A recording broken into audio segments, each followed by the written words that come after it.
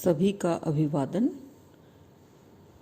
आज हम हिंदी साहित्य के इतिहास लेखन परंपरा को आगे बढ़ाते हुए बात करेंगे। शुक्ल जी के बारे में कल अपन ने बात की थी। आचार्य रामचंद्र शुक्ल, जिन्होंने हिंदी साहित्य के इतिहास को आगे बढ़ाने में बहुत प्रयत्न किया और उनका हिंदी साहित्य का इतिहास संभवतः पहला प्रामाणिक इतिहास रहा है। हिंदी साहित्य की इतिहास लेखन की परंपरा में आचार्य शुक्ल जी के योगदान को हम भूल नहीं सकते हैं, लेकिन उसमें कुछ त्रुटियां थी। इतिहास की आलोचक की दृष्टि से तो बहुत अच्छा था, लेकिन इतिहास की दृष्टि से बहुत चीजें छूट गई, बहुत से ग्रंथ छूट गए, शोध कार्य उस समय पूर्ण नहीं हुए थे। तो शुक्ल जी की जो हिंदी साहित्य के इतिहास लेखन है वो पूर्ण नहीं कहा जा सकता है।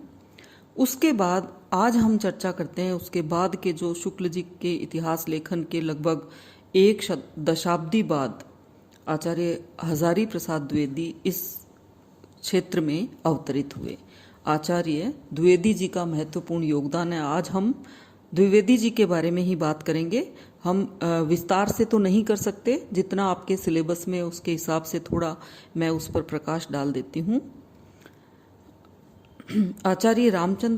आचार्य हजारी प्रसाद द्विवेदी जी जो हैं, उनकी हिंदी साहित्य की भूमिका क्रम और पद्धति की दृष्टि से इतिहास के रूप में प्रस्तुत नहीं है, किंतु उनमें प्रस्तुत विभिन्न स्वतंत्र लेखों में कुछ ऐसे तथ्यों और निष्कर्षों का प्रतिपादन किया गया है जो हिंदी साहित्य के इतिहास लेखन के लिए नई दृष्टि, नई सामग्री और नई व्याख्या प्रदान करते हैं।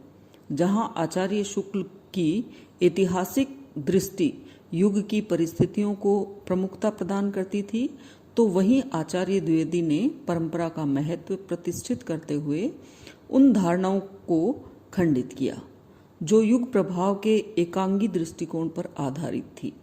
उन्होंने अत्यंत सशक्त स्वरों में उद्घोषित किया कि भक्ति आंदोलन न तो तद्युगीन पराजित हिंदू जाति की निराशा से उद्वेलित है, न ही इस्लाम की प्रतिक्रिया है। इसका प्रत्यक्ष प्रमाण यह है कि 7वीं-8वीं शती में, जबकि भारत की धरती पर इस्लाम की छाया भी नहीं पड़ी थी, दक्षिण के वैष्णव भक्तों में भक्ति अपने पूर्ण वैभव के साथ विद्यमान थी। इस प्रसंग में उन्होंने स्पष्ट शब्दों में इस्लाम के प्रभाव का खंडन करते हुए लिखा है, मैं इस्लाम के महत्व को भूल नहीं रहा हूं, लेकिन जोर देकर कहना चाहता हूं कि अगर इस्लाम न आया होता तो भी इस साहित्य का 12 आना वैसा ही होता जैसा आज है। यानी द्विवेदी जी जो हैं वो ये नहीं मानते कि साहित्य के ऊपर बहुत ज्यादा कोई इस्लाम का प्रभाव पड़ा है।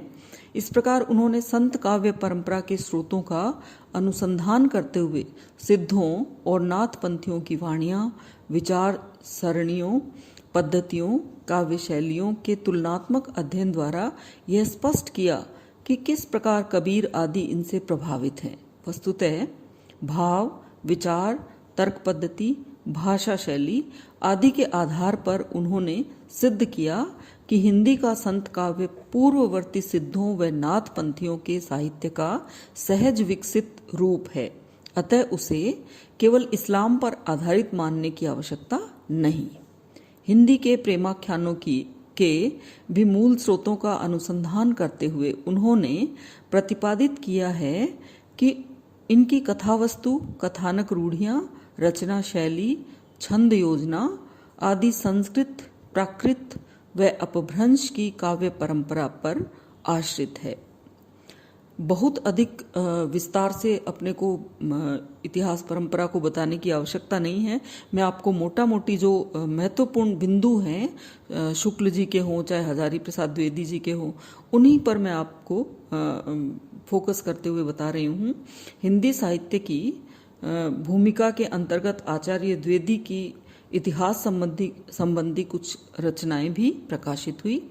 हिंदी साहित्य उद्भव और विकास, एक पुस्तक तो ये हिंदी साहित्य का आदिकाल, ये उनकी पुस्तकें हैं, जिसमें उन्होंने अपने विचारों को, इस इतिहास से संबंधित विचारों को और अधिक व्यवस्थित एवं पुष्ट रूप में प्रस्तुत किया है। इस प्रकार ये हम देख सकते हैं कि हिंदी साहित्य के इतिहास की विशेषतः मध्यकालीन काव्य के स्रोतों व पूर्व परंपराओं के अनुसंधान तथा उनकी अधिक सहानुभूतिपूर्ण व यथातथ्य व्याख्या करने की दृष्टि से आचार्य द्विवेदी का योगदान अप्रतिम है। वस्तुतः वे पहले व्यक्ति हैं जिन्होंने आचार्य शुक्ल की अनेक धारणाओं और स्थापनाओं को चुनौती देते हुए उन्हें सबल प्रमाणों के आधार पर खंडित किया।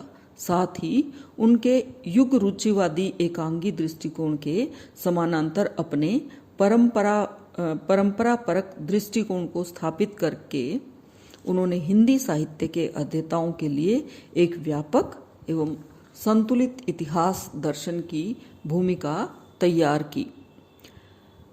इस प्रकार इस बारे में हम बहुत सी बात कर सकते हैं, लेकिन बहुत विस्तार में जाने की आपको आवश्यकता नहीं है।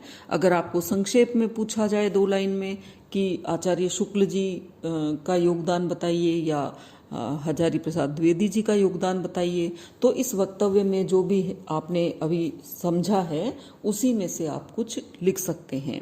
तो आगे की बात हम जारी रखते हुए कल आपको फिर मैं अपना लेक्चर इसमें दूंगी, और आगे किस किसने साहित्य के इतिहास पर प्रकाश डाला, किस किसने क्या लिखा, वो हम बात कल करते हैं।